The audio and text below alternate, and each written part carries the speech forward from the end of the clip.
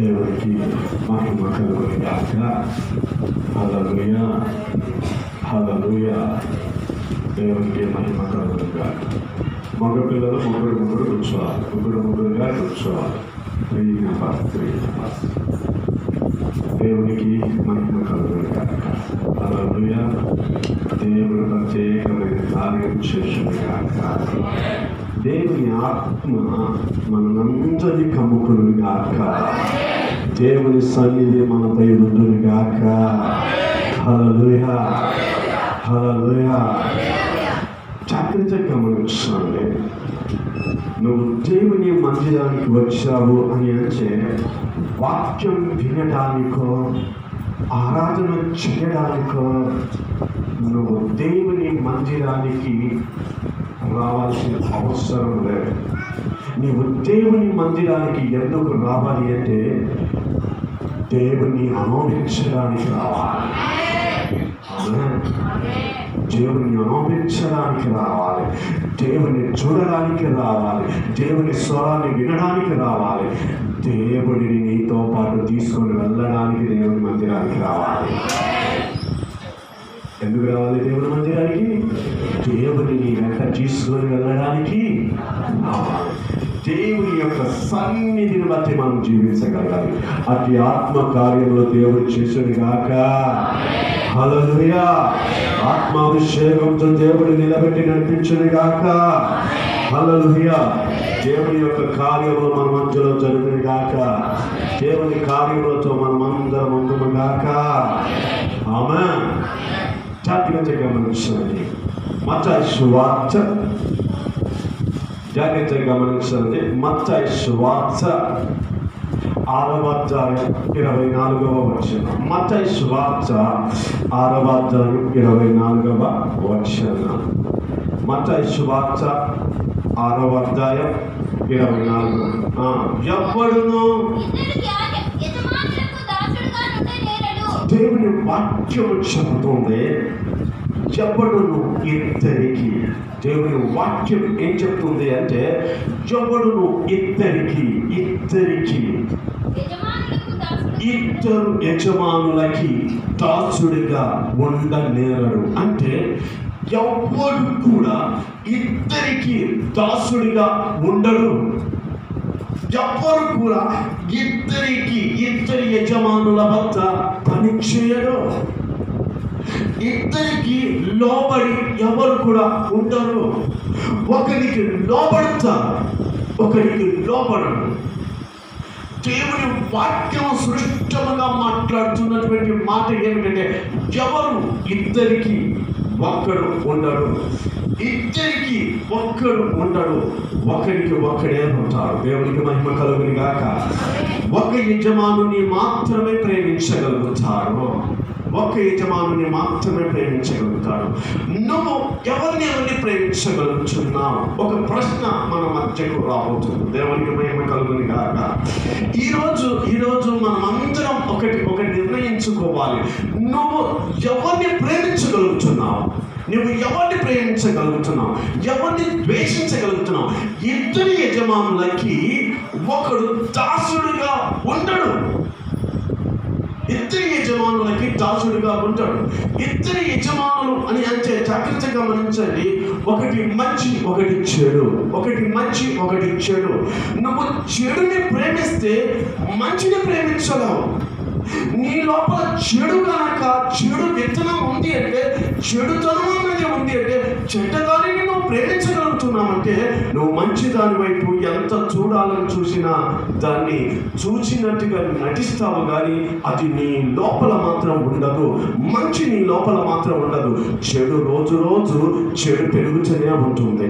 నీ లోపల కొన్ని చెడ్డతనాలు, చెడ్డ ఉద్దేశాలు, చెడ్డ మనస్తత్వాలు ఉన్నాయి అంటే ఆ చెడు నీ లోపల రోజు పెరుగుతుంది, కానీ అది తగ్గదు.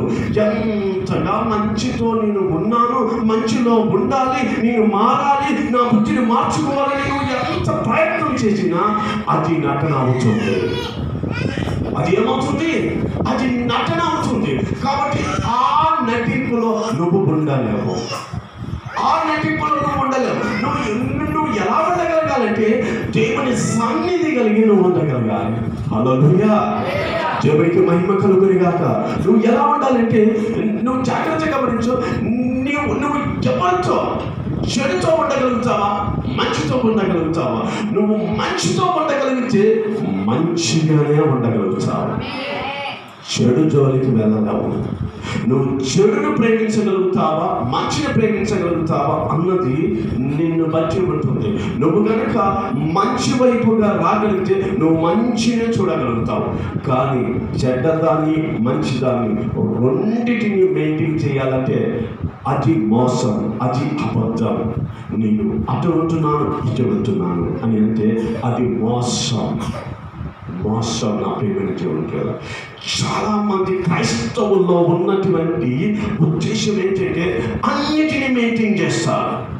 ఎవరిని బాధ పెట్టారు, ఏ మనుషుల్ని బాధ పెట్టరు, ఏ బంధువులని బాధ పెట్టరు, ఎవరిని బాధ పెట్టరు. కాబట్టి ప్రతి దానికి తల వంచుతూ, అంటే దేవుని సన్నిధిని ఉంటారు, లోకమును ఉంటారు.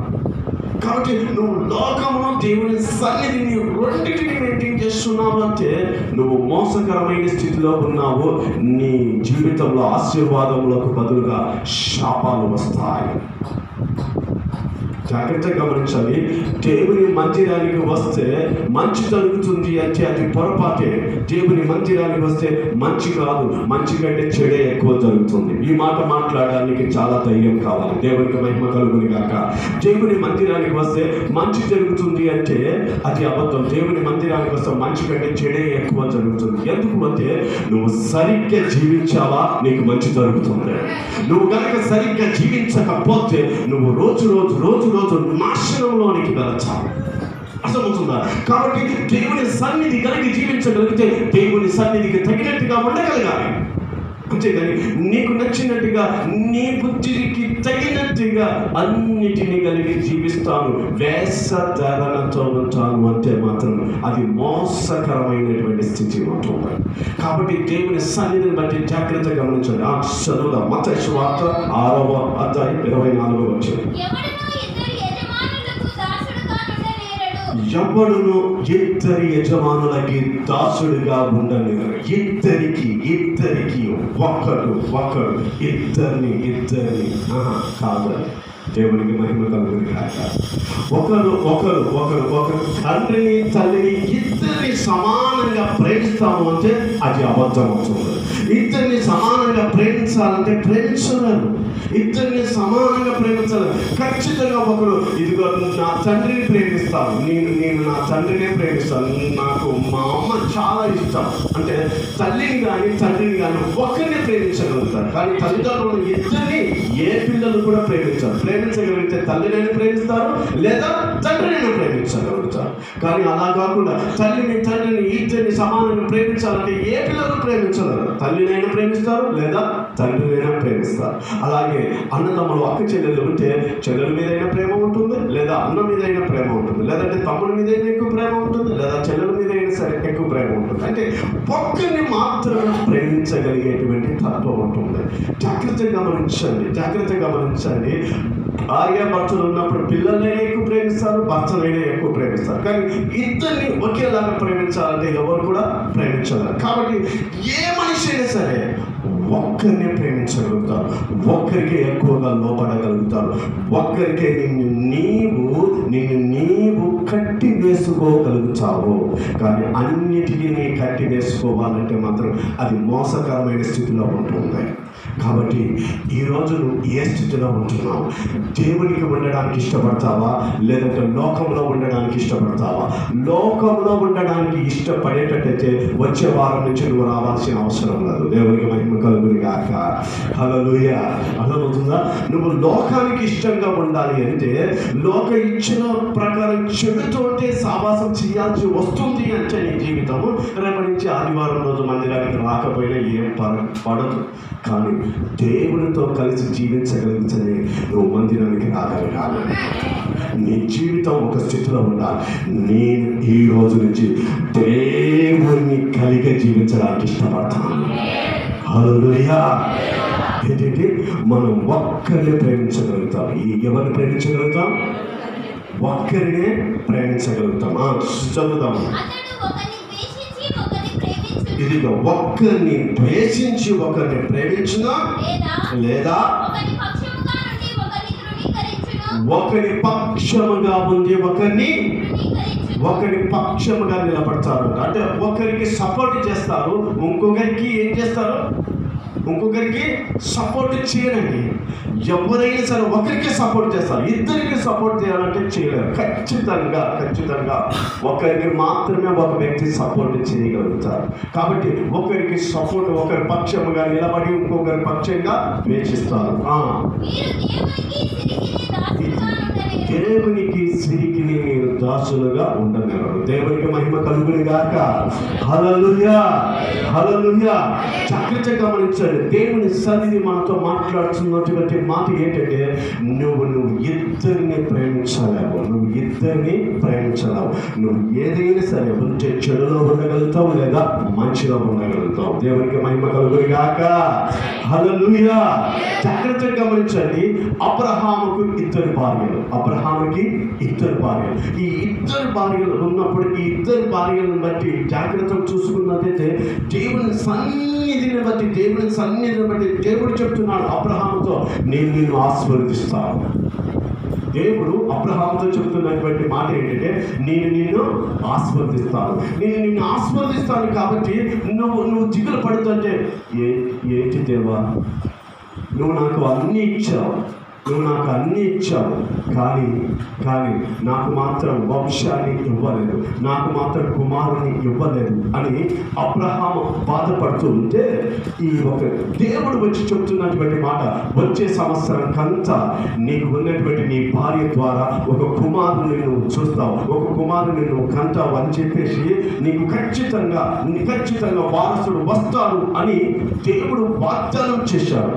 కానీ ఆ వాగ్దానం ఎప్పుడు నెరవేరుతుందో అని తెలియక సారా చేసిన పని ఏంటంటే, దేవుడు చెప్పిన మాట సారా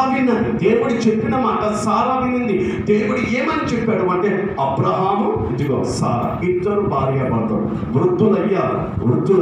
కానీ దేవుడు చెప్పిన మాట ఏంటంటే, నేను మీకు వారసుని ఇస్తాను, మీకు వంశం నిలబడుతుంది అని ఆ భార్యాభర్తలతో దేవుడు చెప్పాడు. ఆ మాట విన్నారు. అబ్రహాము నమ్మాడు. కానీ సారా నమ్మలేదు. నమ్మకుండా తన సొంత ప్రయత్నం చేసింది. అయ్యో దేవుడు చెప్పాడు, వారసుడిని ఇస్తాను అని చెప్పాడు, కానీ నా గర్భమున ఇవ్వడేమో.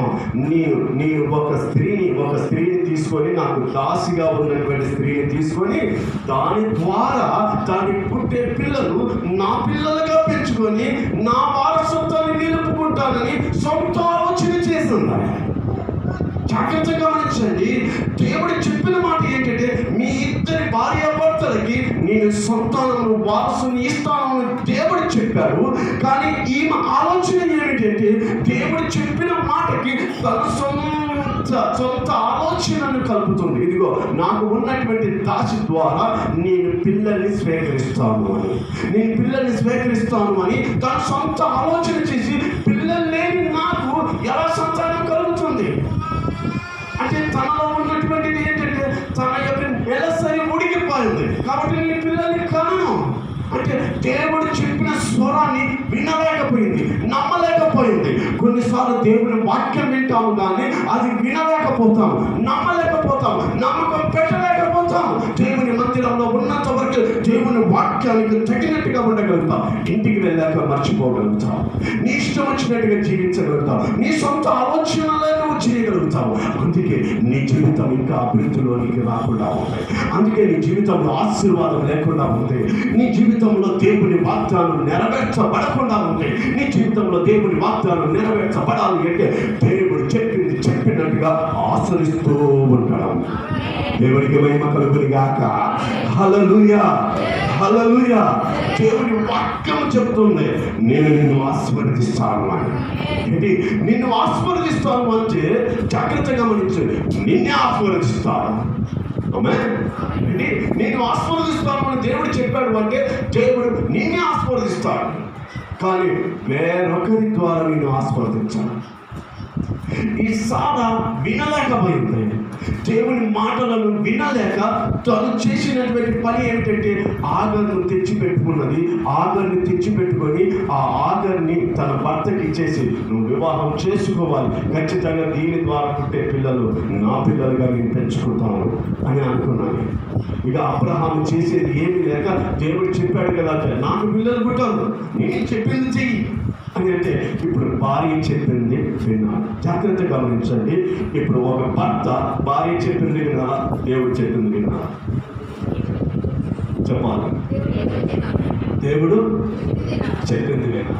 జాగ్రత్త గమనించండి. ఆది కాండంలో ఎదేను తోటలో కూడా దేవుడు చెప్పిన మాట విన్నాడా? భార్య చెప్పిన మాట విన్నాడా? చెప్పాలి. భార్య చెప్పిన మాట విన్నాడు. ఏం చేశాడు? దేవుని కృపను పోగొట్టుకున్నాడు. దేవుడు చెప్పిన మాట ఒకటి ఉంది, భార్య చెప్పిన మాట ఒకటి ఉంది. అర్థమవుతుందా? దేవుడు చెప్పిన మాట ఒకటి ఉంది, భార్య చెప్పే మాట ఒకటి ఉంది. కానీ జాగ్రత్త గమనించండి, దేవుడు చెప్పిన మాట, భార్య చెప్పిన మాట ఒకటే ఉండాలి. ఆడపిల్లలు ఎవరు ఆమె అనలేదు, సరిగ్గా ఆమె అనలేదు. ఇది లేడీస్కి ఎగనెస్ట్గా చెప్పే వాక్యం. మేమందరం ఆమె చెప్పలేం అన్నట్టుగా నిరాహార దీక్ష చేస్తున్నట్టు ఉన్నాం. దేవునికి మహిమ కలుగును గాక. హల్లెలూయా. ఇది ఆడపిల్లలకి ఎగెనిస్ట్గా ఉండే వాక్యం కాదు, ఆడపిల్లలు ఉజ్జీవింపజేసిన వాక్యం. చప్పటి కొట్టి దేవునామాన్ని హల్లెలూయా, హల్లెలూయా. జాగ్రత్తగా గమనించండి. భార్య చెప్పే మాట, దేవుడు చెప్పే మాట ఒకటే ఉండాలి. అర్థ చెప్పే మాట, దేవుడు చెప్పే మాట ఒకటే ఉండాలి. జాగ్రత్తగా గమనించండి. భార్య చెప్పు మాట, దేవుడు చెప్పు మాట ఒకటే ఉండాలి. అలాగే హస్బెండ్ చెప్పే మాట, దేవుడు చెప్పే మాట ఒకటే ఉండాలి. ఒకటే ఉండాలి. దేవుని మాట, నీ మాట ఒకటే ఉండాలి. దేవుడు ఏదైతే చెబుతాడో అదే చేస్తాడు అన్న నమ్మకం, విశ్వాసం ఉండాలి. అబ్రహాము భార్య చెప్పినట్టుగా విన్నాడు. విన్నటువంటి స్థితిని బట్టి ఆ ఆగర్ ద్వారా కుమారుని కన్నాడు. ఆ కుమారుడు పెద్దగయ్యాడు. ఇప్పుడు ఆ కుమారుడే వారసుడు అనుకున్నాడు. కానీ దేవుడు చెప్పింది ఏమిటంటే ఇదిగో అబ్రహామా, మీరిద్దరికి కూడా సారాకి ఆఖరికి గొడవలు అవుతున్నాయి. ఈ గొడవలను బట్టి దేవా ఏంటి బాధ? ఈ అమ్మాయి ఏమో ఆఖరికి ఎలా పెట్టమంటుంది, కుమారుని ఎలా పెట్టమంటుంది, లేక వారసుడు వచ్చాడు, ఇప్పుడు ఎలాగైనా పరిస్థితి అని అంటే, దేవుడు చెప్పే మాట ఏమిటంటే, ఇదిగో అబ్రహామా, ఆగర్ని తీసుకొని వెళ్ళి విడిచిపెట్టి రావు. ఏమంటున్నాడు దేవుడు? ఆగర్ని తీసుకొని వెళ్ళి విడిచిపెట్టి రాపో, కుమారుని తీసుకొని వెళ్ళేసి విడిచిపెట్టి రాపో. నీకు ఆ కుమారుడు కాదు, నేను సారాయి ద్వారా ఇచ్చేటువంటి, ఆమెకు పెట్టేటువంటి కుమారుని నీకు వారసుడిగా చేస్తాను అని చెప్పారు. దేవుడు తను ఇచ్చిన మాట ఎప్పటికీ వెనక్కి తీసుకోడు. దేవుడు ఒకసారి మాట ఇస్తే ఆ మాటని వెనక్కి తీసుకోడు. నీ జీవితంలో దేవుడు ఒక మాట ఇస్తున్నాడు, వెనక్కి తీసుకోడు. నువ్వు నమ్ముతున్నావా? దేవుడు నీకు ఒక మాట ఇస్తున్నాడు, ఆ మాటని బట్టి వెనక్కి తీసుకోడు. అయితే దేవుడు నిన్ను ఒకటి అడుగుతున్నాడు, ఇది నువ్వు చెయ్యద్దు అని. ఏంటి? ఇది నువ్వు చెయ్యొచ్చు. నువ్వు ఇద్దరిని కలిగి, నువ్వు ఇద్దరికిలో ఎవరికి ఎక్కువ ప్రాముఖ్యత ఇస్తావు? అంటే ఒక విధంగా చెప్పాలంటే, ఈ భార్య, భర్త, సిరి, ధనము, ఇజ్జతం ఇవన్నీ కూడా లోకానికి సాదృశ్యంగా ఉన్నాయి. రెండవది దేవుని యొక్క స్థితిని బట్టి ఉంటుంటాయి. నువ్వు దేవునికి ఇష్టడిగా ఉంటావా, లేదంటే లోకానికి ఇష్టంగా ఉంటావా? ఇది మాత్రం సరి చేసుకోవాలి. దేవునికి మహిమ కలుగును గాక. హల్లెలూయా, హల్లెలూయా. దేవుడు చెప్పినటువంటి మాట ఏంటంటే, అబ్రహాముకు సారా ద్వారా, ఏంటి? అబ్రహాముకి సారా ద్వారా వారసుడిని ఇచ్చాడు. ఆమేన్. అబ్రహాము ద్వారా సారా ద్వారా వారసుడిని ఇచ్చాడు. ఆ వారసుడే ఇస్సాకుగా నిలబెట్టాడు. దేవునికి మహిమ కలుగును గాక. కానీ ఈ మధ్యలో వచ్చినటువంటి ఆగరు ఏమైపోయింది? వెళ్ళగొట్టబడింది. అంటే దేవుని సన్నిధి గెలవాలి. నువ్వు దేవుని సన్నిధితో ఉంటే దేవుని సన్నిధి కలిగే జీవించగలగాలి. దేవునికి మహిమ కలుగును గాక. హల్లెలూయా, హల్లెలూయా. నా ప్రియమైన దేవుని ప్రియులారా, మరొక కుటుంబం ఉంది. దేవునికి మహిమ కలుగును గాక. మరొక కుటుంబం ఉంది. ఏమిటి ఆ కుటుంబం అంటే, అతడు ఒక అమ్మాయిని వివాహం చేసుకున్నాడు. ఇతడు చాలా పరిశుద్ధుడు, దేవుని సన్నిధి కలిగి జీవిస్తూ ఉంటున్నాడు. తన భార్య కూడా దేవుని సన్నిధి కలిగి జీవిస్తూ ఉంటున్నాడు. తనకు ఇద్దరు కుమారులు. ఈ ఇద్దరు కుమారులతో కలిసి తన భార్య తను దేవుని సన్నిధి కలిగి జీవిస్తూ ఉంటున్నారు. అలా దేవుని సన్నిధి కలిగి జీవిస్తా ఉంటే, ఆ సన్నిధి కలిగి జీవిస్తున్నటువంటి వారి ఊరిలో కరువు వచ్చింది. వారి ఊరిలో ఏమొచ్చింది? కరువు వచ్చింది. కరువు వచ్చినటువంటి వారి ఊరిని బట్టి చూస్తే, అయ్యో ఇక్కడ కరువు వచ్చింది, అయ్యో ఇక్కడ కరువు వచ్చింది, ఇక్కడ కరువు వచ్చింది కదా, ఇక్కడ భోజనం లేదు, ఇక్కడ తిండి లేదు అని బాధపడుతూ ఉంటే అందరిని అడిగారు, ఇక్కడ కరువు వచ్చింది కదా, ఎక్కడికైనా వెళ్ళిపోదామంటే చాలా మంది అన్నారు, మేము మా ఊరిని వదిలిపెట్టి ఏమంటున్నారు? మేము మా ఊరిని వదిలిపెట్టి రాము అంటున్నారు. తెలివి తక్కువగా ఉంటున్నారా? ఇక్కడ ఉంటే భోజనం లేకుండా చనిపోతారు, కరువు వచ్చింది కదా. అంటే కరువు వచ్చిన పోషించేవాడు దేవుడి కదా. కరువు వచ్చింది, భోజనం లేదు, ఆహారం లేదు, ధాన్యం లేదు, నీళ్లు లేవు, కానీ పోషించేవాడు దేవుడే కదా. ఆకాశ పక్షులను పోషించగలిగిన దేవుడు మనల్ని పోషించలేడా? కాబట్టి ఆ దేవుడిని నమ్మి మేము ఈ ఊరు వదిలిపెట్టి మేము రాము అన్నాడు. కానీ ఈ కుటుంబం అంటారు, మీరు ఇక్కడే ఉంటే చచ్చిపోతారు అంటే, మేము చచ్చిపోయినా పర్వాలేదు, మేమైతే ఇది ఇడిచిపెట్టి మేము రాము, మేము ఇక్కడే ఉంటాము అని అన్నారు. కానీ వీరు మాత్రం చాలా తెలివిగా వీరి కరువులో చచ్చిపోయేలాగా ఉన్నారు. మనం వెళ్ళిపోతాందా, ఎక్కడ ఉంది ఆహారం అని చూస్తే, ఎక్కడ ఉంది ఆహారం అని చూస్తే, మోయాబు దేశంలో మంచి ఆహారం, మంచి పంటలు, మంచి శ్రేష్టమైన వర్షాలు, మంచి స్థితిలో కనబడతా ఉంటుంది. తన ఇద్దరు కుమారులను తీసుకొని, భార్యను తీసుకొని మనం మోయాబు దేశానికి వెళ్తాం, అక్కడ దేవుడు మనల్ని పోషిస్తాడు అనుకున్నాను. అయితే భార్య అనేది ఇదిగో మంచి మోయాబు దేశంలో వెళ్తాం, కానీ మనం అక్కడికి వెళ్ళాలో లేదో దేవుడిని ఒకసారి అడుగుతాం అని అంటే, ఇద్దరు భార్యాభర్తలు మోకరించారు, పిల్లలు మోకరించారు. ప్రభువా, ఇక్కడ కరువు ఉంది తండ్రి, ప్రభువా ఇక్కడ నీళ్లు లేవు, ప్రభువా ఇక్కడ ధాన్యం లేదు తండ్రి, అయ్యా ఇప్పటికే 2 రోజులైంది ఉపవాసం ఉంటున్నాం, ఈ గ్రామం అంతా కూడా ఒక్క పూట భోజనమే చేస్తూ ఉంటున్నారు, 3 పూటల భోజనం లేదయ్యా, మమ్మల్ని ఏం చేయమంటావు ప్రభువా అని చెప్పేసి ప్రభువుని అడుగుతూ ఉంటున్నారు. కడుపు కాలుతా ఉంది, ఆకలితో అడుగుతూ ఉంటున్నారు. ప్రభువా మేము ఏం చేయాలి ప్రభువా అని అంటే, వారికి ఏం కనపడుతుంది అంటే, మోయాబు దేశము కనపడతా ఉంది. ఏం కనపడుతుంది వారికి? మోయాబు దేశము ఎదేడు తోటలాగా కనపడతా ఉంటుంది. వీరు ఎంత ప్రార్థన చేస్తున్నా మోయాబు చేసినే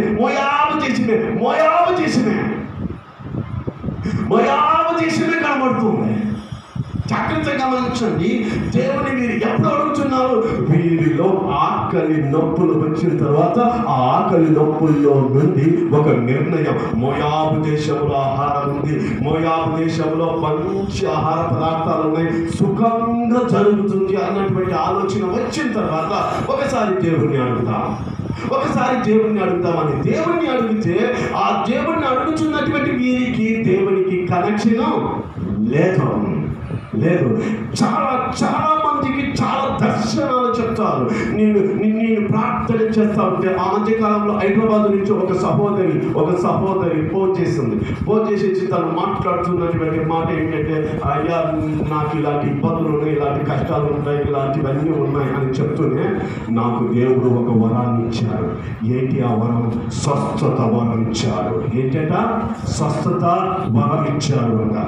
నేను ప్రార్థన చేస్తే, ఏ రోగం నిమిత్తమైతే నేను ప్రార్థన చేస్తానో ఆ రోగం వెంటనే వెళ్ళిపోతుంది. చాలా మంది నా వద్దకు వచ్చేసి చుట్టుప్రక్కల ఉన్న కుటుంబీకులు అందరూ వచ్చేసి నా వద్ద ప్రార్థన చేయించుకొని వెళ్తారు, అందరికీ స్వస్థత కలుగుతుంది అని చెప్పేసి అన్నారు. అందరూ వచ్చేసి ఆమె దేవతలాగా పూజిస్తూ ఉంటున్నారు అంటే ఆమె మోకరించి ప్రార్థన చేస్తే కుడి ప్రక్కన ఒక చూత, ఎడం ప్రక్కన ఒక చూత కనబడతా ఉంటుంది. చాలా మందిరాలకు వెళ్తా ఉంటే ఆ మందిరాలకు వెళ్తున్నప్పుడు తన దర్శనాలను బట్టి తనని బట్టి చెప్తా ఉంటే ఆ మందిరంలో ఉన్నటువంటి సేవకులు సరిగ్గా పట్టించుకోనందు వలన తను చేసినటువంటి పని ఏంటంటే ఆ యొక్క మందిరంను వదిలిపెట్టేసి వచ్చేసి తను ఒక దేవత వల్ల స్వస్థత వరం ఉన్నది అని చెప్పేసి అనుకుంటాడు.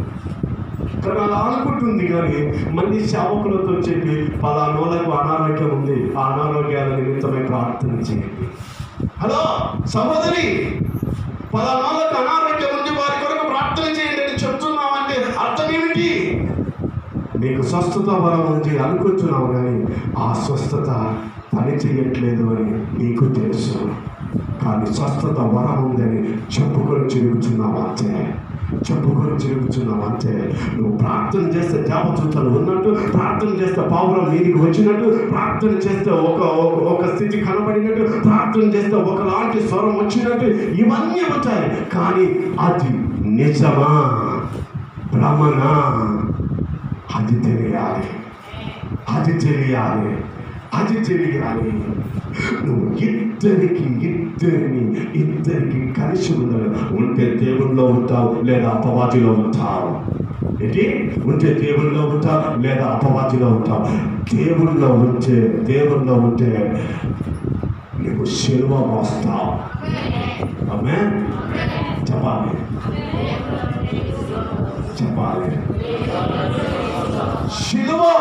శిలువ ఏమిటి?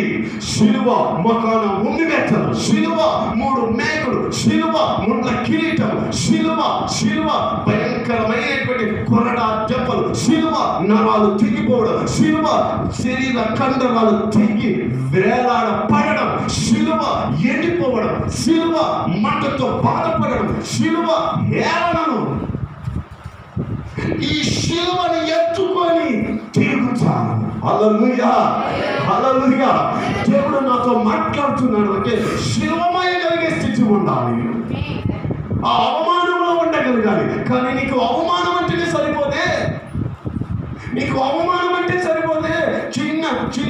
చిన్నగా నిన్ను ఏమైనా ఎవరైనా అవమానపరిచినట్టుగా, గర్జించినట్టుగా, నేను ఒకరి ముందర కించపరిచినట్టుగా మాట్లాడితే ఎంతైనా హర్ట్ అయిపోతున్నావే నువ్వు. వెంటనే ఫీలింగ్ వచ్చేస్తుంది. అసలు ఆ మనసులకి ఇక మళ్ళీ చూడకూడదు, ఆ మనసుల వైపు మళ్ళీ ఎప్పుడు కలవకూడదు అన్నట్టుగా ఉంటున్నావే. ఎక్కడ ఉంది నీలో దేవుని సన్నిధి? ఎక్కడ ఉంది నీలో దేవుని సన్నిధి? లేదు. నీలో అంత కూడా లోకనాథుడితో నువ్వు జీవిస్తూ ఉంటున్నావేమో. నిజంగా జాగ్రత్తగా గమనించు. నువ్వు మందిరానికి వస్తే నీకు అవమానాలే ఉంటాయి. మందిరంలో నీకు కిరీటం ఉండదు. అలా ఎవరైనా మందిరానికి వెళ్తే కిరీటం పెడతారు అంటే అది అబద్ధం. మందిరానికి వస్తే నీకేమొస్తుంది? అవమానం వస్తుంది. మందిరానికి వస్తే నీకేమొస్తుంది? కొరడా దెబ్బలు వస్తాయి, మకాలు రొమ్మి వేతలు వస్తాయి. కిరీటం ఉండదు, ముండ్ల కిరీటం ఉంటుంది. అది మందిరం అంతే, అది సంఘం అంతే. శిలువను మోస్తున్న సంఘముగా పేరు పొందిన సంఘమై ఉండాలి. యేసయ్యకి హల్లెలూయా. దేవునికి మహిమ కలుగునుగాక. ఆమేన్. ఈరోజు ఇలా క్షమ చేస్తున్నానంటే నాకు కిరీటం ఉంది అనుకుంటున్నారా? లేదు. క్షమ చేస్తున్నటువంటి నాకు ముందు కిరీటమే ఉంది. తెలుసా మీకు? క్షమ చేస్తున్నటువంటి నాకు ఉమ్మివేతలే ఉన్నాయి. తెలుసా మీకు? క్షమ చేస్తున్నటువంటి నాకు ప్రతిరోజు హేళనలే ఉన్నాయి, అవమానాలే ఉన్నాయి. తెలుసా మీకు? కాబట్టి ఆ అవమానాలతో కలిసి జీవించగలగాలి. దేవునికి మహిమ కలుగునుగాక. హల్లెలూయా. ఆ శిలువ స్థితిలో మనం ఉండగలగాలి. కాబట్టి వీళ్ళు ప్రార్థన చేస్తున్నారు. ఈ తండ్రి భార్య ప్రార్థన చేస్తూ ఉంటే వీరికి ఏం కనపడుతుంది? మోయాబు దేశం. దేవుడు చెప్తున్నాడు, నేను మీకు మోయాబు దేశాన్ని ఇవ్వాలనుకుంటున్నాను. మోయాబు దేశంలో మీకు పాలు తేనెలు ప్రవచించే రీతిగా మిమ్మల్ని గొప్పగా ఆశీర్వదిస్తాను అని దేవుడు మాట్లాడాడు. అన్నంత ఉజ్జీవంతో కలిసి అందరినీ విడిచిపెట్టేసి చాలా మంది వద్దు, ఎందుకు వెళ్తారు, ఇక్కడే పుట్టాము, ఇక్కడే పెరిగాము, చస్తే చద్దాము, ఏమవుతుంది అని అందరూ అన్నారు. లేదు లేదు మేము వెళ్తాం అని చెప్పేసి అందరికీ చెప్పేసి వెళ్ళిపోయారు. జాగ్రత్తగా గమనించండి, వెళ్ళిపోయినటువంటి మోయాబు దేశంలో మంచి ఆహారం ఉంది, మంచి పదార్థం ఉంది, మంచి స్థితి ఉంది. వీరి యొక్క ప్రార్థనను బట్టి, వీరి యొక్క పరిశుద్ధతను బట్టి, దేవుని భయాన్ని బట్టి అందరూ కూడా వీరికి ఆకర్షితులు అయ్యారు. అబ్బా ఎంత ప్రార్థన ఉంది, ఎంత గొప్పగా ప్రార్థన చేస్తారు, ఎంత గొప్పగా నీతిగా మాట్లాడతారు, ఎంత పరిశుద్ధంగా ఉంటారు, ఎంత మంచి వస్త్రములు ఉంటాయి, ఎంత మంచి సాక్ష్యం ఉంది, వీరు చాలా పరిశుద్ధులు, వీరి దేవుని బిడ్డలు అని అందరూ వీరిని ప్రేమించడం మొదలు పెట్టారు, వీరిని కనపరచడం మొదలు పెట్టారు. వీరిని బట్టేసి అందరూ ఉండేసి వీరు మా ఇంటికి వస్తే చాలు, మా కొరకు ప్రార్థన చేస్తే చాలు, మా మధ్యలో ఉండడం మా అదృష్టం అన్నట్టుగా వీరు అందరూ ఈ కుటుంబానికి జయజయలు పలుకుతూ ఉంటున్నారు. ఇలా జయజయలు పలుకుతూ ఉంటే దేవుడు ఎంత గొప్పగా ఆశీర్వదించాడు. అయ్యో మా వాళ్ళందరూ చెప్పితే వినకుండా వాళ్ళందరూ అక్కడే ఉండిపోయారు, మేము మాత్రం ఎంతగా ఆశీర్వదించబడ్డాము అని ఎంతో సంతోషంగా, ఎంతో ఆనందంగా ఆ జయజయలను ఆనందిస్తూ, ఆ పొగడ్తలను ఆనందిస్తూ, ఆ పరిశుద్ధతను అని చెప్పేసి అందరు పొగుడుతా ఉంటే ఆ పొగడ్తలతో జీవిస్తూ ఆనందంతో జీవిస్తూ ఉంటున్నారు. అలా జీవిస్తూ ఉంటుండగా ఒకరోజు సడన్ గా ఇతనికి హార్ట్ అటాక్ వచ్చేసింది. ఇతనికి సడన్ గా హార్ట్ అటాక్ వచ్చేసింది. హార్ట్ అటాక్ వచ్చేసి ఆ హార్ట్ అటాక్ లో చనిపోయాడు. అయ్యో మంచి సాగు వచ్చేసింది, దేవుడి సన్నిధి కలిగి జీవించేటువంటి వీరికి మంచి సాగు, నిద్రలో పట్టుకున్నట్టుగా చనిపోయాడు అని అందరూ ఏడ్చేసి భూస్థాపిత కార్యక్రమం చేశారు. భర్తను పోగొట్టుకున్నటువంటి ఈ స్త్రీ తనకున్నటువంటి 2 కుమారులను పట్టుకుని అయ్యో అని ఏడుస్తా ఉంటే, అమ్మ మీకంటే పరిశుద్ధులు, మీకంటే శ్రేష్టమైన వారు, మీకంటే దేవుని యొక్క సన్నిధిని చూపించగలిగే వారు, ఏది కావాలంటే అది దేవుని అడగగానే ఇచ్చే గొప్ప కార్యములు చేయగలిగేటువంటి మీ వంటి మనసులు దొరకడం మా భాగ్యము. కాబట్టి మీకు 2 కుమారులు ఉన్నారు కదా, ఇదిగో మాకు తెలిసినటువంటి శ్రేష్టమైన కుమార్తెలు 2 ఉన్నారు. మీ దేవుడు చాలా గొప్పవాడు.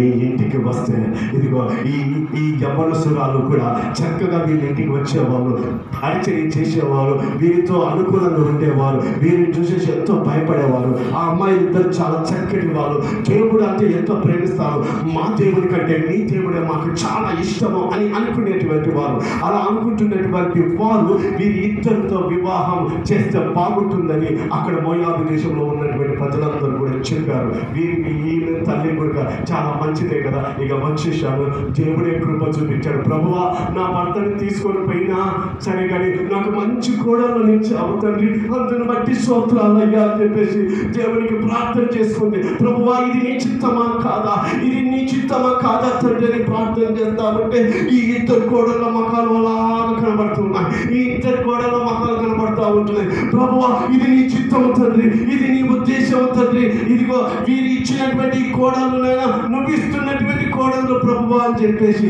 తన యొక్క కోడళ్ళను బట్టేసి చూపించారు. దేవుడికి మహిమ కలుగును గాక. హల్లెలూయా. వివాహం చేసేసారు.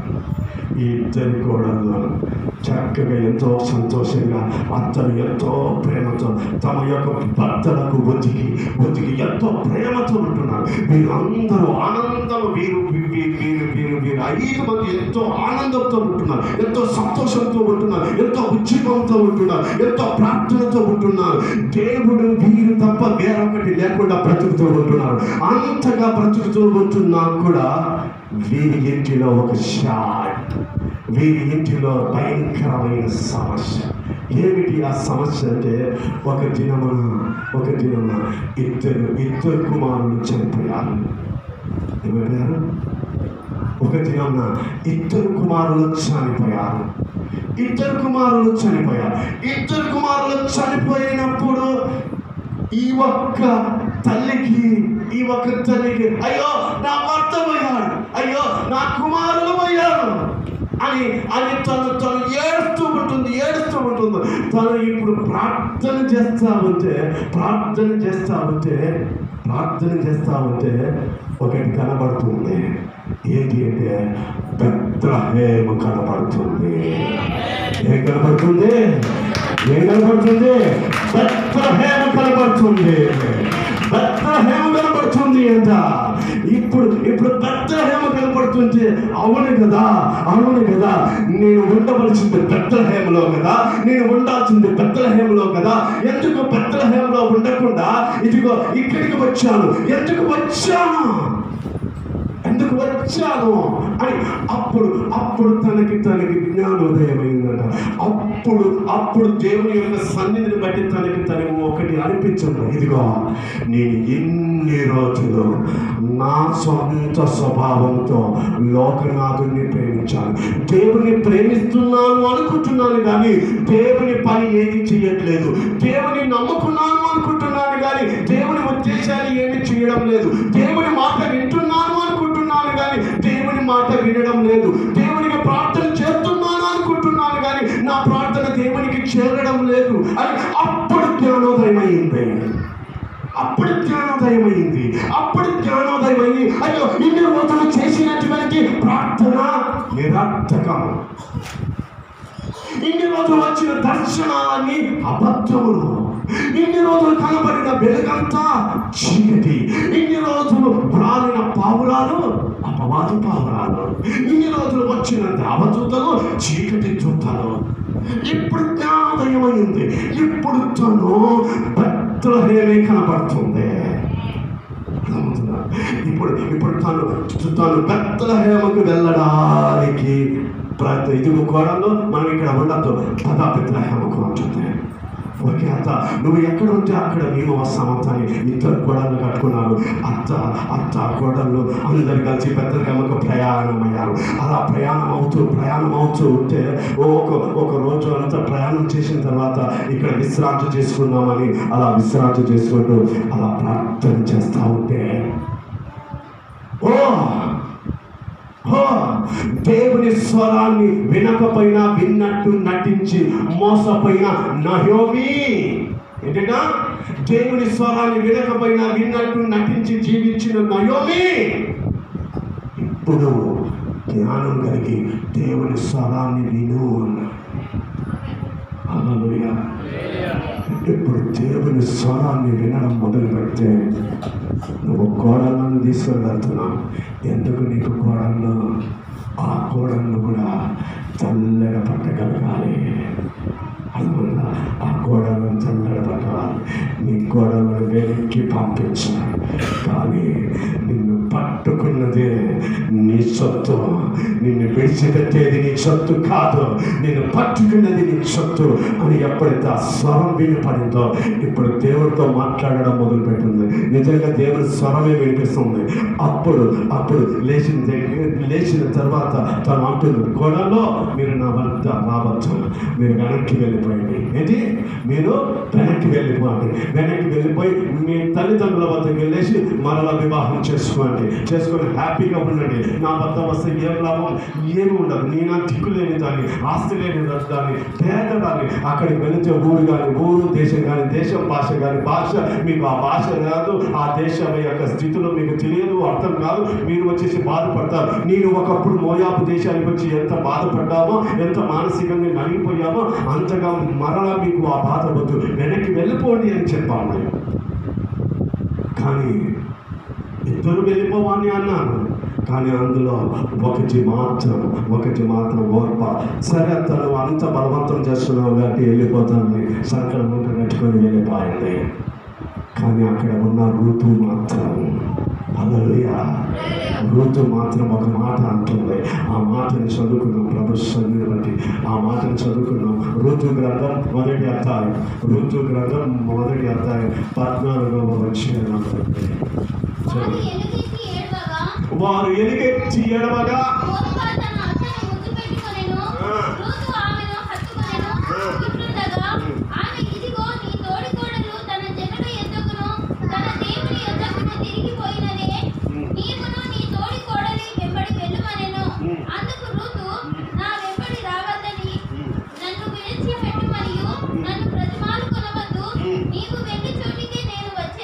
నువ్వు వెళ్ళే చోటికే నేను ఈ జాగ్రత్త గమనించాలి. నువ్వు ఎక్కడికైతే వెళ్తావో నేను అక్కడికే వస్తాను. హల్లెలూయా, హల్లెలూయా. దేవుడితో ఒక మాట చెప్తారా? దేవుడితో ఒక మాట చెప్తావా? దేవా, నువ్వు ఎక్కడ ఉంటే నేను చెప్పాలి. ఇంటి పక్కనే మందిరం ఉంది కదా, ఊర్లోనే మందిరం ఉంది కదా అని ఊర్లోనే మందిరం, ఇంటి పక్కనే మందిరం. ఓప్ప నిజమే కదా. ఏడైనా అంతే. ఆడికి వెళ్ళిన తర్వాత ఇంకొకరిని పెళ్లి చేసుకుంటే ఆడ కూడా ఒక అత్త దొరుకుతుంది. ఆడ ఒక అత్త దొరుకుతుంది. ఈడ అత్తే ఏంటి, ఆడ అత్తే అని ఈ కోడలు ఈ అత్త అయినా ఒకటే, మోయాబు దేశంలో ఉన్న అత్త అయినా ఒకటే. ఏ అత్త అయితే అత్త ఉంటే చాలు అనుకొని వెళ్ళిపోయింది. కానీ రూతు అంటుంది, అమ్మా నువ్వు పెళ్లి చేసుకో, ఇంకొక అత్త వస్తుంది, ప్రేమించు, మంచిగా చూసుకో, మంచిదాని నువ్వు మంచిదాన్ని, మంచిగా జరుగుతుందని చెప్తే ఏమంటుందో తెలుసా? అట్లా ఉంటా, నువ్వు ఎక్కడ ఉంటే అక్కడే ఉంటా. ఆమేన్. హల్లెలూయా, హల్లెలూయా, హల్లెలూయా. ఇదిగో నిజమైన దర్శనాన్ని గుర్తుపట్టగలిగే స్థితిలో ఉండాలి. ఏంటి చెప్పాలి. నిజమైన దర్శనాన్ని గుర్తుపట్టగలిగే స్థితిలో ఉంటుంది. ఈ రూతు మొదటి నుండి కూడా వీరిని నడిపిస్తున్న దేవుడు మాత్రం గొప్పవాడు. వీరు ఎక్కడ ఉంటే అక్కడ నేను ఉంటేనే నాకు సురక్షితము, నాకు ఆశీర్వాదము. హల్లెలూయా, హల్లెలూయా. విశ్వాసి, ఈ దినోపదేశం ఏమిటి అంటే, ఇదిగో దేవుని సన్నిధి బట్టి వెంబడిస్తున్న సేవకుడిని గనక గుర్తుపట్టావా, ఆ సేవకుడు ఎక్కడ ఉంటే అక్కడ ఎప్పుడైతే ఉండడానికి ఇష్టపడతావో అక్కడ నీకు ఆశీర్వాదంలో రావాలి. దేవునికి మహిమ కలుగును గాక. హల్లెలూయా, హల్లెలూయా. ఈ నయోమిని బట్టి ఇదిగో నువ్వు ఎక్కడ ఉంటే అక్కడే నేను ఉంటాను. ఎందుకో నిన్ను నడిపిస్తున్నాడే ఆ దేవుడు. అయ్యో, నన్ను నడిపిస్తున్నటువంటి దేవుని బట్టి ఇదిగో నాకు అంత నష్టమే జరిగింది. నాకు అంత నష్టమే. భర్తను పోగొట్టుకున్నాను, ఇద్దరు పిల్లల్ని పోగొట్టుకున్నాను. ఇక నా ఇంట వస్తే నీకేం లాభం కలుగుతుంది పిల్ల అని అంటే, ఇదిగో నువ్వు తప్పుడు నిర్ణయాలు తీసుకున్నావేమో, నువ్వు తీసుకున్న తప్పుడు నిర్ణయాలు బట్టి నీకు నాశనం వచ్చిందేమో. కానీ దేవుని నిర్ణయం చేసుకుంటే ఆశీర్వాదమే వస్తుంది. ఆ దేవుని యొక్క నిర్ణయం ఏంటో తెలుసా? హల్లెలూయా, హల్లెలూయా. దేవుని నిర్ణయం ఏంటో తెలుసా? బెత్లెహేము. ఎప్పుడైతే నువ్వు బెత్లెహేము నిర్ణయం తీసుకున్నావో అదే సరైన నిర్ణయం. కాబట్టి ఆ సరైన నిర్ణయంలో నేను ఉంటాను. దేవునికి మహిమ కలుగును గాక. చదువుదాం. నువ్వు వెళ్ళే చోటికే నేను వచ్చేదను, నువ్వు నివసించే చోటనే నేను నివసించేదను. నీ జనమే నా జనము, నీ దేవుడే నా దేవుడు. నీవు మృతి పొందుపోవు చోటును నువ్వు ఏడ చస్తే ఆడే చేస్తాను. నేను కొందరు నా పిల్లలతో అంటాను, మా బొమ్మలు ఆడుంటే మీ బొంద ఆడే ఉంటారులే. ముందరున్న మా పిల్లలతో ఆడుతూ ఉంటాను. అప్పుడు మా బొంద ఆడుంటే కదా, మా బొంద ఆడుంటే నీ బొంద కూడా ఆడే ఉంటాను. అంటే నువ్వు ఎక్కడైతే మరణిస్తావో అక్కడ నేను మరణిస్తాను. నీ సమాధి ఎక్కడ ఉంటుందో అక్కడ నా సమాధి, అక్కడే నేను పాతి పెట్టబడతాను. నువ్వు ఎక్కడ పాతి పెట్టబడతావో అక్కడ నేను పాతి పెట్టబడతాను. ఎంత సమర్పణ అంటే చచ్చేంత వరకు నిన్ను మాత్రం విడవను. హల్లెలూయా. ఒక విధంగా చెప్పాలంటే చచ్చినా నేను విడవను. చచ్చి కూడా నా మృతదేహము నీ వద్దనే పాతి పెట్టబడుతుంది. ఏంటి అంత సమర్పణ, అంత ప్రతిష్ట. ఎందుకు అంత ప్రతిష్ట? బెత్లెహేము కొరకు. దేని కొరకు? బెత్లెహేము కొరకు. చదువుదాం. మరణం తప్ప మరి ఏదైనాను నిన్ను నన్ను ప్రత్యేకించదు. యెహోవా నాకు ఎంత కీడైనా చేయునుగాక తనతో కూడా వచ్చుటకు ఆమెకు మనస్సు కుదిరినదని నయోమి ఇదిగో తెలుసుకున్నప్పుడు మనసు కుదిరింది. ఏంటన్నా మనసు కుదిరింది. ఇప్పుడు దేవుడి స్వరం వస్తుంది. యస్ యస్ ఈమె నాకు అవసరం అంటున్నాడు దేవుడు. హల్లెలూయా హల్లెలూయా హల్లెలూయా. ఇదిగో నువ్వు ఇచ్చిన పరీక్షను, ఇదిగో ఒక పక్క లోకము, ఒక పక్క నేను నిలబడ్డాను. ఇదిగో ఈ ఇద్దరిలో తను ఎవరిని కోరుకుంటుందో చూద్దామని నీ కోడలను పరీక్షించు అని చెప్పారు. ఇదిగో అక్కడ పరీక్షలు చూస్తే ఒకటి లోకంని వెంబడించదు, ఒకటి మాత్రం దేవుని కొరకే నిలబడింది. దేవుని కొరకే నిలబడింది.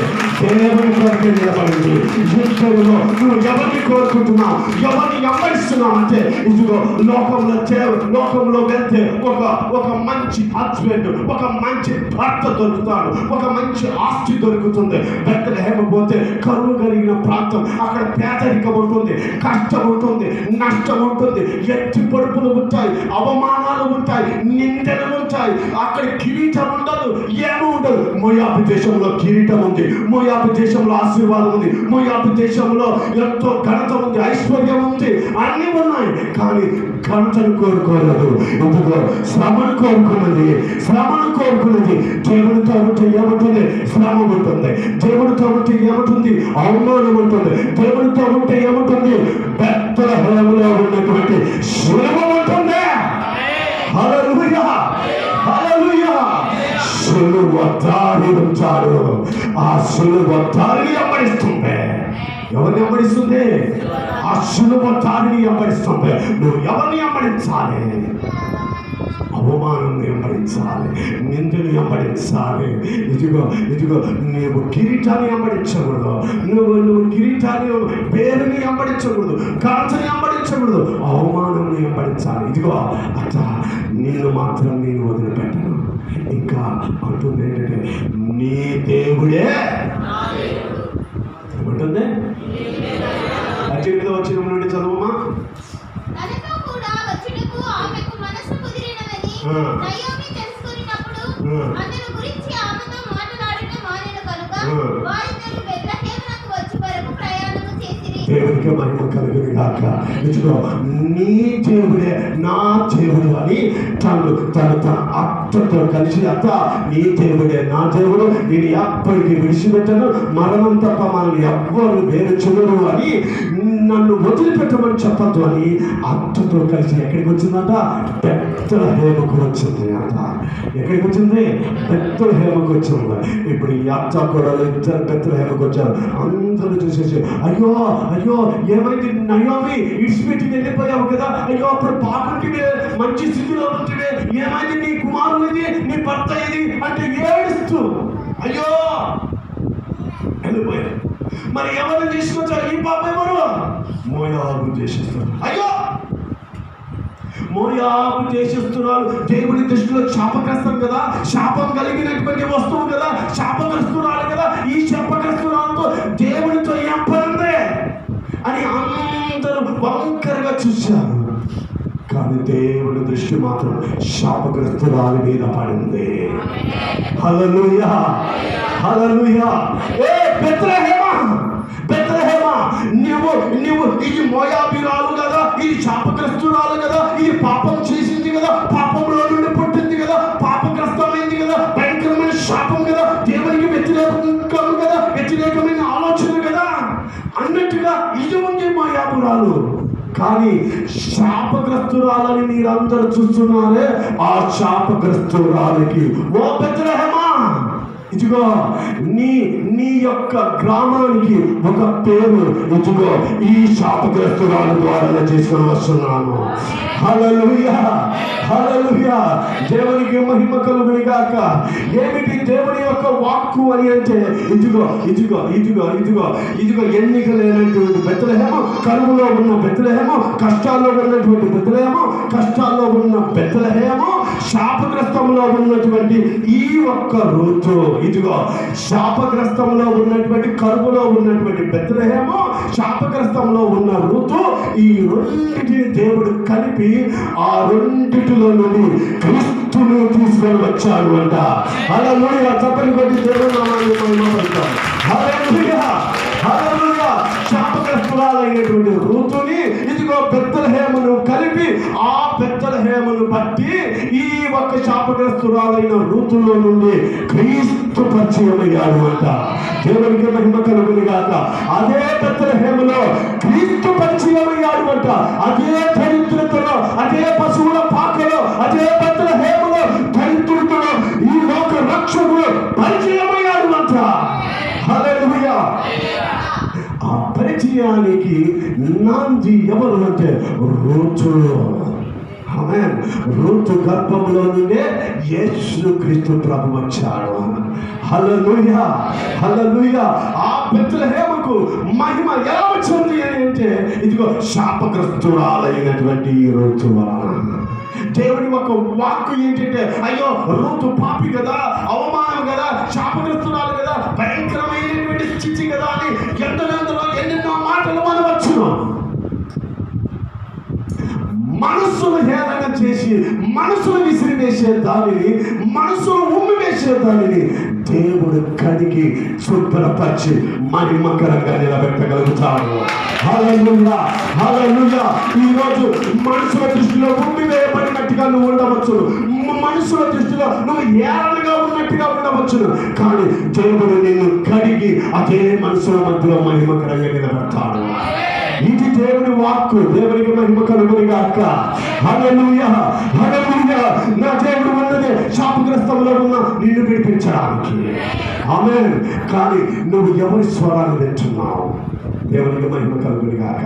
నువ్వు ఎవరి స్వరాన్ని వింటున్నావు? ఇదిగో ఇదిగో షూషాను కోటలో వస్తీ ఉంది, ఎస్తేరు ఉంది. ఎస్తేరు లోకంలో బయట అన్యురాలుగా ఉంది, వస్తీ మాత్రం రాజరికంలో అంతఃపురంలో ఉంది. ఇదిగో దేవుడు చేసినటువంటి స్థితి ఏంటంటే ఇదిగో ఇదిగో రాజరికంలో ఉన్న వారే కాదు, ఒక వంశం వారినే కాదు, బయటి వారిని కూడా ఆస్వాదించాలి అని అనుకున్నాడు దేవుడు. బయటి వారిని కూడా ఒక ప్రత్యేకమైన మహిమతో నిలబెట్టాలి అనుకున్నాడు దేవుడు. అనుకున్నటువంటి దానిని బట్టి ఇదిగో వస్తీని దేవుడు తప్పించి వస్తీని పక్కన పెట్టి ఇదిగో ఎస్తేరును అంతఃపురంలోనికి తీసుకొని వచ్చాడు. హల్లెలూయా. ఎందుకు ఎస్తేరును అంతఃపురంలోనికి తీసుకొని వచ్చాడు అని అంటే జాగ్రత్తగా గమనించండి. ఎస్తేరు దేవుని మాత్రమే చూడగలుగుతుంది కాబట్టి, దేవుని సన్నిధి మాత్రమే కలిగి ఉంటుంది కాబట్టి, కానీ ఈ బస్తి తను తాను చూసుకుంటుంది కాబట్టి, తను తాను పొగుడుకుంటుంది కాబట్టి, తన అందాన్ని బట్టి తను గర్వపడుతుంది కాబట్టి, బస్తి తన అందాన్ని చూసుకొని గర్వపడేది. నేను ఎంత అందంగా ఉన్నాను, రాజు చూసేసి ఎప్పుడు నా అందాన్ని బట్టి సొల్లు దాచుకుంటా ఉన్నాడు, నా అంత అందం ప్రపంచంలో లేదు అని అందకచ్చని గర్వంతో విర్రవీగుతున్నటువంటి తనని తప్పించేసి ఇదిగో తనకంటే అందంగా ఉన్న ఏమాత్రం గర్వము లేనటువంటి దీన స్థితిలో ఉన్నటువంటి ఎస్తేరును చూసి రాజా అంతఃపురంలో పెట్టాడు అంట. దేవునికి మహిమ కలుగును గాక.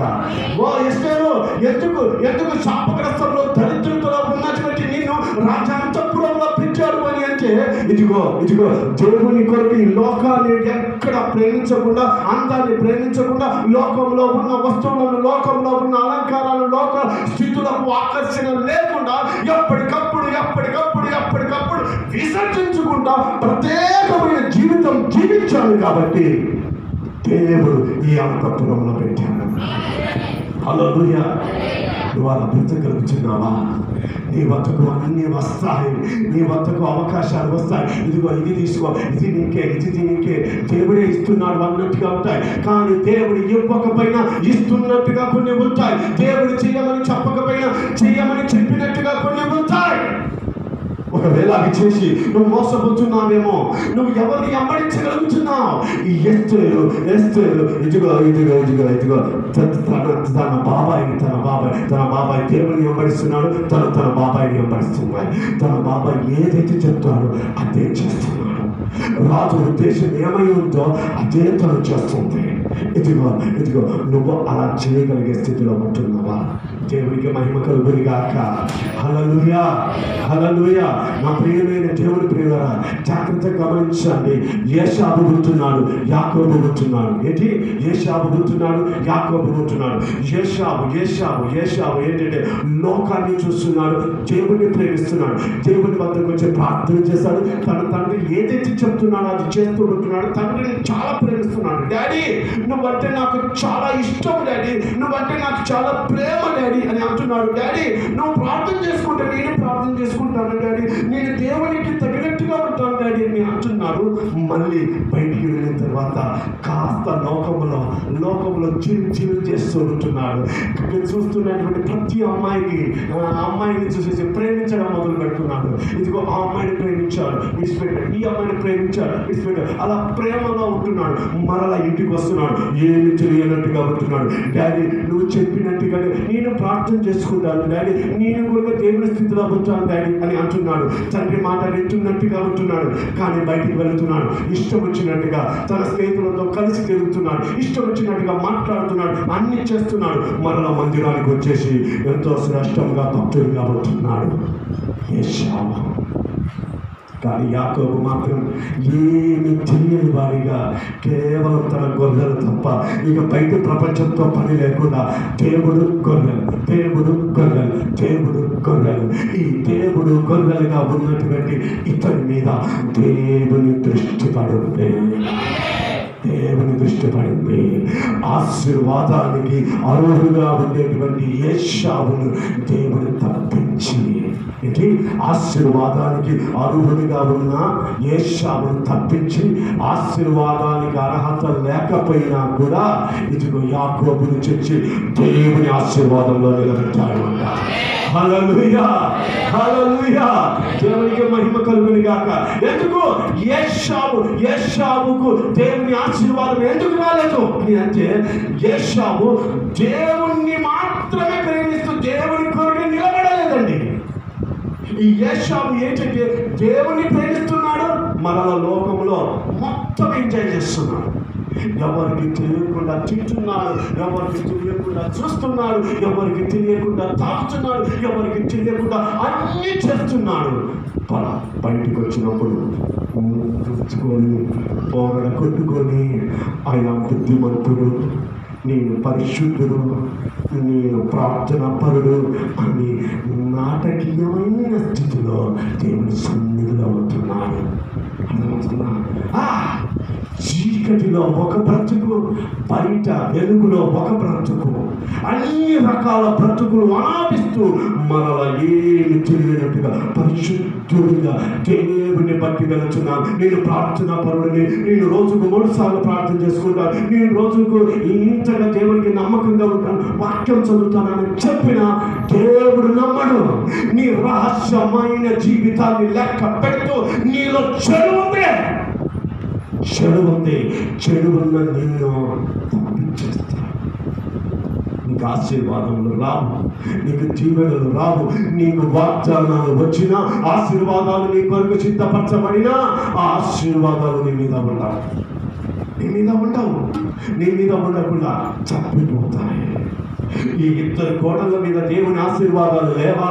కానీ ఒక్కదాని మీద ఎందుకు ఉంది? ఎందుకంటే ఒక్కటి మాత్రమే దేవుని అంబడించగలిగింది కాబట్టి. దేవునికి మహిమ కలుగును గాక. హల్లెలూయా, హల్లెలూయా. ఇద్దరు ఉన్నారు. కానీ ఆ ఇద్దరులో ఒకరు లోకానికి, ఒకరు దేవునికి. ఒక చిన్న వాక్యం చదువుకొని మనం ముగింపులోకి వెళ్దాం. ఒక చిన్న వాక్యం చదువుకొని మత్తయి సువార్త 24వ అధ్యాయం 40-41. మత్తయి సువార్త 24వ అధ్యాయం 40-41. మత్తయి సువార్త 24వ అధ్యాయం 40-41. ఆ కాలమున జాగ్రత్తగా గమనించండి. ఆ కాలమున 2 పొలంలో ఉంటారు అంట. ఎంతమంది? 2 పొలంలో ఉంటారు అంట. ఒకరు ఎత్తబడతారు అంట. ఒకరు పరలోక రాజ్యానికి ఎత్తబడతారు, ఒకరు ఎందుకో అర్థమవుతుందా? జాగ్రత్తగా గమనించండి. మీ పక్కన వారితో, మీ పక్కన ఉన్నటువంటి ముగ్గురితో కలిసి నువ్వు విడవబడద్దు, పరలోక రాజ్యానికి రా అని చెప్పు. హల్లెలూయా. మనం విడవబడే వారిగా ఉండకూడదు. ఇద్దరు ఉంటారు, ఇద్దరు స్నేహితులు ఉంటారు అంట. అర్థమవుతుందా? బైబిల్ పట్టుకొని మందిరానికి రావాలంటే నీకు ఏం కావాలమ్మా? తోడు కావాలి. ఆ అక్క వస్తే నేను వస్తా. ఆ అక్క వస్తుందా? ఆ అక్క వస్తుందా? ఆ అక్క వస్తే అమ్మ ఈ ప్రార్థన కూడడానికి రా అంటే ఆ అక్క వస్తుందా? ఏమక్క నువ్వు వస్తున్నావు? లేదు. ఎవరు తోడు లేకుండా నేను ఒక్క దాన్ని ఎలా రావాలి? అర్థమవుతుందా? మీరు ఇద్దరు కలిసి తోడుగా వస్తున్నారే, ఒకరు విడవబడతారు, ఇద్దరు ఎత్తబడరు. నీకు తోడు అవసరం లేదు, నువ్వు దేవుని సన్నిధిని చూడాలి. హల్లెలూయా, హల్లెలూయా. నీ చేతిలో పరిశుద్ధ గ్రంథం ఉండాలి, నీ ఆత్మలో దేవుని సన్నిధి ఉండాలి, నీ శరీరం అంతా దేవుని స్తోత్రాలతో దేవుని సన్నిధి కలిగి రాగలగాలి. అలా ఉన్న వారు ఎత్తబడతారు అంట. కానీ తోడు నువ్వు వస్తే నీ మోత, నువ్వు వస్తే కొంతమంది ఎంతగా ఉంటుందంటే భార్య భర్తల మధ్య కమెంట్ మందిరానికి రాంటే నాకు ఈ రోజు రావడానికి పైంత నొప్పులు ఉన్నాయి, నేను కూడా ఫోన్లే నాకు కూడా పైంత నొప్పులు ఉన్నాయి, లేకుంటే నేను ఎట్లా పోతాను? భర్త రాకపోతే భార్య రాదు. ఎందుకంటే భర్త మీద సాగు పెట్టుకుని భార్య ఆబ్సెంట్ అవుతుంది, భార్య మీద సాగు పెట్టుకుని భర్త ఆబ్సెంట్ అవుతుంది. ఎందుకో తెలుసా? ఈ బుద్ధులు తేడాగా ఉంటాయి. కానీ అందులో భర్త ఎలా ఉన్నా భార్య మాత్రం దేవుని సన్నిధి కలిగి ఉంటే, భార్య ఎలా ఉన్నా భర్త మాత్రం దేవుని సన్నిధి కలిగి ఉంటే, వారిని అంటున్నాడు ఒకరు ఎత్తబడతారు, ఒకరు విడవబడతారు. చదువుదామా? ఇద్దరు స్త్రీలు మాట్లాడుకుంటూ తిరిగి విసురుతూ ఉంటారంట. ఏమక్క మీ ఆయన ఏమో అంటున్నానేమన్నా, పొట్లు పోయివే లేదా గోధుమలు పోయివే అంటున్నాను అని ఇద్దరు ఎప్పుడు ఇస్రాయి దగ్గర ఇసురుతూ ఉంటున్నట్టు బట్టి ఇద్దరిని బట్టి ఎప్పుడు ఇద్దరు నీరు మొయ్యాలంటే ఈ అక్క ఒక బిందె తీసుకుంటుంది, ఆ అక్క ఒక బిందె తీసుకుంటుంది. అర్థమవుతుందా? బట్టలు ఉతకాలంటే ఈ మొక్క సబ్బు, ఆ మొక్క సబ్బు, ఆమె ఉతుకుతుంది, నీళ్ళు ఉతుకుతా బట్టలు. అర్థమవుతుందా? ఈమె స్నానం చేయడానికి జాలట్లోకి వెళ్తే నువ్వు ఒక్కదానిగా ఉన్నావు జాలట్లోకి, నేను వస్తా బాత్రూంలోనికి. ఎందుకు? బాత్రూంలో కూడా తోడు కావాలి. అందుకే పెద్దలు ఒక సామెత చెప్పారు, ఏంటి? తోడుంటే జాలట్లోకైనా వెళ్తారు అని పెద్దలు సామెత చెప్పేవారు. అర్థమవుతుందా? తోడుంటే బాత్రూంలో వారికైనా సరే వెళ్తారు. ఈమె సొమ్ము తీసుకుంటే ఆమె సొమ్ము తీసుకుంటారు, వీడి సొమ్ము తీసుకుంటే ఈడి సొమ్ము తీసుకుంటారు. ఎవరు ఎక్కడికి వెళ్తే అక్కడికి. ఎందుకు? తోడు. ఇద్దరు ఇస్తారా ఇసురుతూ ఉంటున్నారు. ఎన్నో సంవత్సరాల నుంచి ఇద్దరు మాట్లాడుకుంటూ ఉన్నారు. కానీ జాగ్రత్తగా గమనించారు, ఇద్దరు మాట్లాడుకుంటూ ఉంటున్నారు, కానీ ఒకరిలో దేవుని సన్నిధి ఉంది, ఒకరిలో లోకం ఉంది.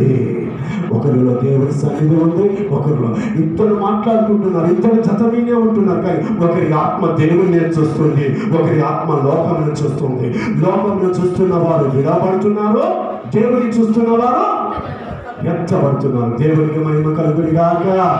హల్లెలూయా. ఒకరు విడవబడుతున్నారు, ఒకరు ఎత్తబడుతున్నారు. ఎందుకు? ఇద్దరిలో ఒకరే ఎందుకు అంటే ఒక్కరు మాత్రమే దేవుని చూడగలిగారు, ఒక్కొక్కరు దేవుని చూడలేకపోయారు. కాబట్టి నా ప్రియమైన దేవుని ప్రేమ, దేవుని ఒక దర్శనం, దేవుని ఒక వాక్కు ఏమిటంటే నువ్వు దేన్ని ప్రేమించగలుగుతున్నావు, నువ్వు దేని కొరకు నిలబడగలుగుతున్నావు, నువ్వు ఎవరిని వెంబడించగలుగుతున్నావు. యేసు క్రీస్తు ప్రభు ఎక్కడ ఉంటే నువ్వు స్వరం రాదు. యేసు క్రీస్తు ప్రభు ఎక్కడ ఉంటే నువ్వు ఒక మాట చెప్పుతున్నా, నేనే కాదు ఇంకా ఈ కర్నూలు పట్టణంలో ఎన్ని మందిరాలు ఉంటాయి, అన్ని మందిరాలు వెతకండి. నయోమి లాంటి ఇది పెద్ద హేమము తీసుకొని వెళ్ళగలిగేటువంటి నయోము లాంటి సేవకుడు ఉండాలి. హల్లెలూయా. నేనే కాదు, అలాంటి సేవకుడు మీకు ఎక్కడ దొరికినా అక్కడికి వెళ్ళవచ్చు. అవునా? అర్థమవుతుందా? నయోమి లాంటి సేవకుడు అంటే, నయోమి లాంటి సేవకుడు అంటే జాగ్రత్తగా గమనించండి. ఇక్కడ పార్ట్ 1 ఉంది, పార్ట్ 1 ఎక్కడ ఉందో తెలుసా?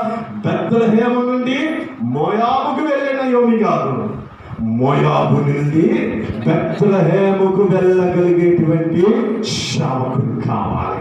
ఆ సేవకుడు దొరికితే విడిచిపెట్టకుండా, ఇదిగో సేవకుడా, నువ్వు ఎక్కడ మరణిస్తావో నేను అక్కడే మరణిస్తాను, ఎప్పుడైతే ఉండగలుగుతావో అక్కడ నీ గర్భంలో నుండి క్రీస్తుని చూపించగలుగుతావు. హల్లెలూయా, హల్లెలూయా. నీ గర్భమున పుట్టిన పిల్లలు క్రీస్తుకు సాదృశ్యాలుగా ఉండగలుగుతారు, క్రీస్తుని కలిగి జీవించగలుగుతారు. క్రీస్తు మహిమ కలిగినటువంటి సంతానములు, ఆశీర్వాదములు నువ్వు ఈ భూమికి, ఈ లోకానికి పరిచయం చేయగలుగుతావు. అయితే అలా పరిచయం చేయాలంటే బెత్లెహేముకు వెళ్ళగలిగే, అంటే క్రీస్తు జన్మస్థానములకు వెళ్ళగలిగే స్థితిలో ఉండాలి. హల్లెలూయా, హల్లెలూయా, హల్లెలూయా. క్రీస్తు యొక్క శిలువను ఎత్తి పట్టుకొని వెళ్ళాడే, ఆ మార్గము గుండా గొల్గొతా కొండకు వెళ్ళగలిగే స్థితిలో ఉండాలి. బెత్లెహేము వచ్చావు, బెత్లెహేములో ఆగిపోతావా? ఆగిపోతుంది ప్రయాణం. బెత్లెహేము నుండి ఎక్కడికి? గొల్గొతా కొండకి ప్రయాణము ఉండాలి. గొల్గొతా కొండకు ఉండాలి. అక్కడ ఏముంది? ముండ కిరీటం ఉంది. అక్కడ ఏముంది? 39 కొరడ దెబ్బలు ఉంది. అక్కడ ఏముంది? అవమానాలు ఉన్నాయి, వస్త్రహీనత ఉంది, భయంకరమైనటువంటి దరిద్రత ఉంది, రోగం ఉంది, ఆ భయంకరమైనటువంటి శాపగ్రస్తం ఉంది. కానీ అవన్నీ యేసయ్యలో ఇచ్చాడు కాబట్టి నిన్ను విడిపించి ప్రత్యేకమైన స్థితిలో నిలబెడతాను అంటున్నాడు. హల్లెలూయా. అంటే నువ్వు ఆ అవమానాలను పొందుకోవాలి, ఆ సిలువను మొయ్యాలి. ఎవరైతే నా సిలువను ఎత్తుకొని వస్తారో వారు పరలోక రాజ్యంలో నిలబడగలుగుతారు. దేవుని సన్నిధి కలిగి, ఇదిగో మీరు ఎవరిని వెంబడించగలుగుతున్నారు? దేన్ని వెంబడించగలుగుతున్నారు? లోకాన్ని వెంబడించగలుగుతున్నారా, లేదంటే దేవుని సన్నిధిని వెంబడించగలుగుతున్నారు? దేని మీరు మెయింటైన్ చేస్తున్నారు? దేన్ని కలిగి జీవించగలుగుతున్నారు? జాగ్రత్తగా గమనించండి. మీరు జాగ్రత్తగా ఈరోజు నిర్ణయం తీసుకోవాలి. ఆమేన్. నీ లోపల దేవుడు ఉన్నాడా, లోకం ఉందా? దేవుని వద్దకు వస్తూ కూడా, ప్రార్థనలు చేస్తూ కూడా, లోకాన్ని కూడా మెయింటైన్ చేస్తే, లోకాన్ని కూడా ఇష్టపడితే, ఇదిగో నయోమి కుటుంబం లాగా మొదటిగా వీళ్ళు దర్శనాలు ఉన్నాయి, ప్రార్థనలు ఉన్నాయి, దేవుని సన్నిధి ఉంది, కానీ శాపగ్రస్తం ఉంది. జాగ్రత్తగా గమనించండి. చాలా మంది మేము ఇంత ప్రార్థన చేస్తాం, ఇంత నమ్మకంగా ఉంటాం, మాకెందుకు ఇలా జరిగిందంటే నేనేం సమాధానం చెప్పాలి? మీరు దేవుని యొక్క సన్నిధి బట్టి ఎలా ఉంటున్నారో, ఒకవేళ దేవుని ఆలోచన ఏమైనా ఉందో మనం పరీక్షించుకోవాలి. ఆమేన్. నువ్వు ఒకవేళ బెత్లెహేముని విడిచిపెట్టి మోయాబు వైపు చూస్తున్నావేమో, కాబట్టి మోయాబుని విడిచిపెట్టి బెత్లెహేం వైపు చూడాలి. అట్టి ఆత్మను దేవుడు మనకి ఇచ్చుడు గాక, అట్టి ఆత్మలో మనము జీవించుడు గాక. హల్లెలూయా, హల్లెలూయా. అట్టి ఆత్మ కలిగి జీవించడానికి అందరం సిద్ధపడి మోకరిద్దాం. ప్రభు సన్నిధిని బట్టి అందరం ప్రభు సన్నిధిని బట్టి మోకరిద్దాం. ప్రభు సన్నిధిని బట్టి మోకరిద్దాం.